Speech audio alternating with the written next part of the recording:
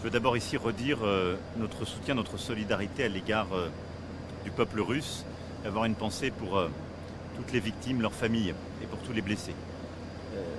La Russie a été touchée par une attaque terroriste islamiste malheureusement que nous avons connue ces dernières années, et il faut se garder de toute instrumentalisation. Il y a par ailleurs une guerre d'agression que nous avons condamnée, à laquelle nous sommes, vous le savez, profondément opposés, qui nous a conduit à prendre des sanctions contre la Russie, à soutenir l'Ukraine. Et je pense que ce serait à la fois cynique et contre-productif pour la Russie elle-même et la sécurité de ses ressortissants d'utiliser ce contexte pour essayer de retourner contre l'Ukraine. Je pense qu'en la matière, nous avons proposé aux services russes, comme nos partenaires de la région, une coopération accrue.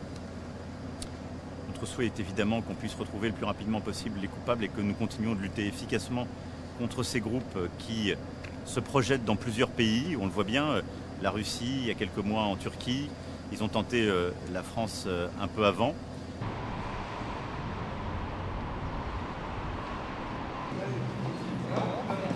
Ça revient à l'esprit les années Bataclan, comme je pourrais dire. Oui, c'est quelque chose qui nous a marqué à jamais.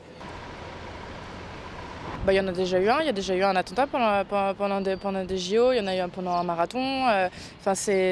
Forcément, c'est des événements qui sont inquiétants en termes de sécurité intérieure. Je sais que les JO, par exemple, aussi, ils sont pas du tout prêts.